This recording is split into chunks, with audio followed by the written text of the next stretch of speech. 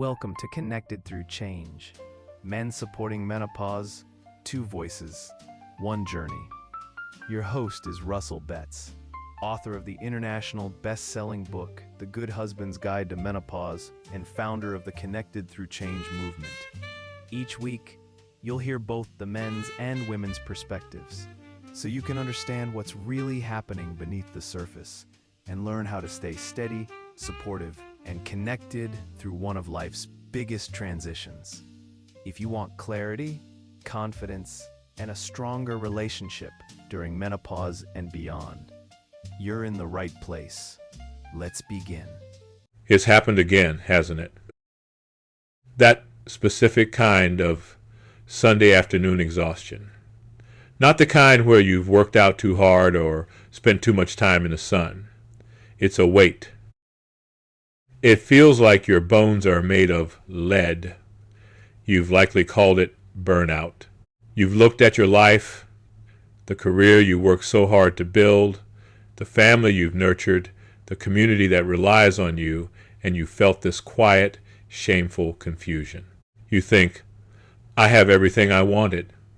Why does the life I built feel like a weight I can no longer carry? Maybe you've tried the usual prescriptions. You bought the planner, you downloaded the meditation app. You keep telling yourself that if you could just get one solid week of sleep, or maybe a sabbatical, or a better morning routine, you'd finally feel like yourself again. But when you wake up on Monday morning, the lead is still there. There is a gap between the version of you that everyone else sees, the stable one, the anchor, the one who handles it all, and the version of you that is currently listening to this. You aren't failing. You aren't losing your edge. Something else is happening.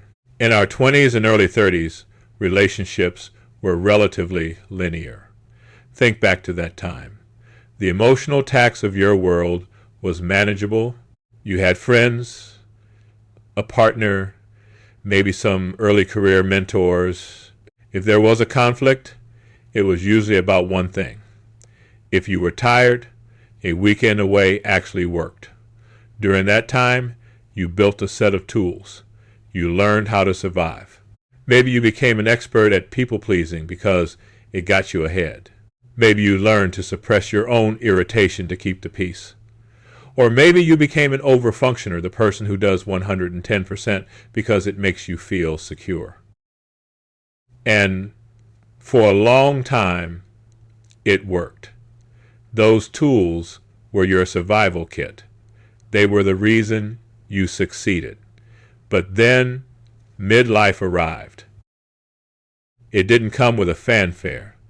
It came through a slow, silent accumulation of relational layers. Suddenly, you aren't just a partner anymore. You've become the emotional anchor for a spouse who is also struggling under the weight of their own world. You aren't just a child. You are now the primary caregiver for aging parents who are losing their autonomy, and you're the one who has to hold the dignity they are losing. You aren't just an employee. You are a leader responsible for the psychological safety of a whole team of people who bring their stress to your door. You are the fixer for your children, the stable one for your siblings, the reliable friend for everyone else who just needs 5 minutes of your time. This is what I call the complexity gap. Your world has become a high-definition, multi-layered ecosystem. It is incredibly complex. But the reason you feel like lead, is that you are still trying to navigate this high-definition world using the low-resolution maps you drew when you were 25. You aren't running out of energy. You are running out of bandwidth. I want you to imagine your emotional capacity as a bank account. Every time you hold space for someone's grief, you make a withdrawal. Every time you navigate a tense meeting without losing your cool, withdrawal. Every time you suppress your own needs to make sure the kids are okay or your parents are cared for, withdrawal. In midlife, the withdrawals have tripled. The world is asking more of you than it ever has. But look at the other side of the ledger. The deposits, the moments where you are truly seen, where someone else holds space for times where you feel contained and supported, those haven't tripled.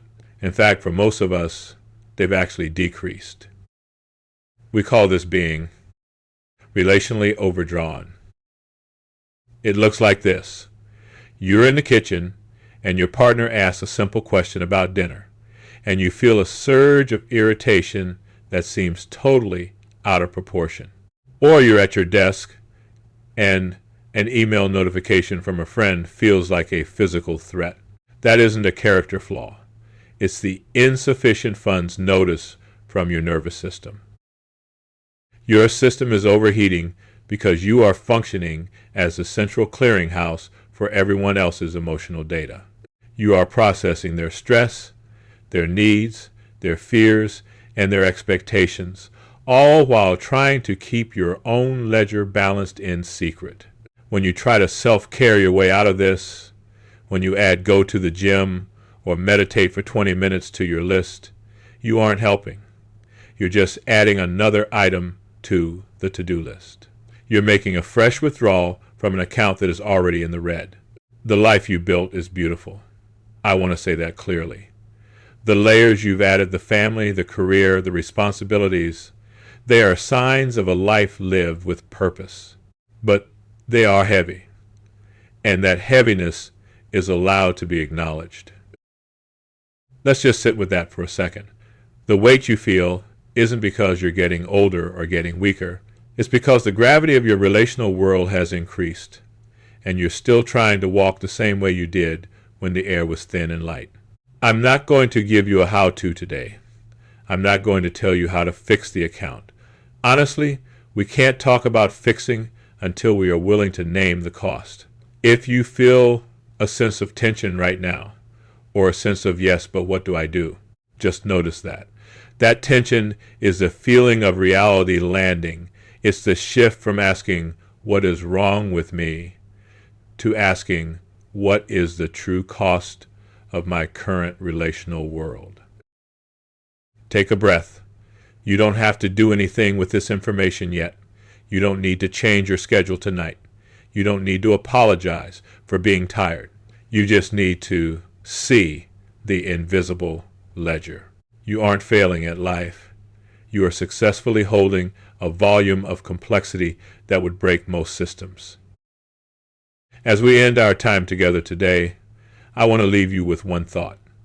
We've been taught that resilience is about how much we can take before we break, like a rubber band being stretched. But what if midlife isn't about stretching further? What if it's about recognizing that the you who built this life did a magnificent job, but that you didn't know how heavy the roof would eventually become? The exhaustion you feel is honest. It's the most honest thing about your week. It is the physical evidence of how much you care, how much you've held, and how many people are leaning on you. It's evidence of your importance in the lives of others, yes, but it's also evidence that the current system is at its limit. There is a quiet dignity in just naming that. You don't need a vacation to fix this, because you can't vacation away from the reality of your relational world. You need a new way to understand why you are so tired. This week, I just want you to carry that one word, overdrawn. When you feel that lead in your bones, or that flash of irritation, or that desire to just disappear for a few hours, just name it. Internalize the reality. I am relationally overdrawn. No shame, no judgment, just a mathematical fact. The life you've built is heavy, and you are allowed to feel the weight of it. I'm glad you're here. We'll talk more soon. Thanks for joining us on Connected Through Change.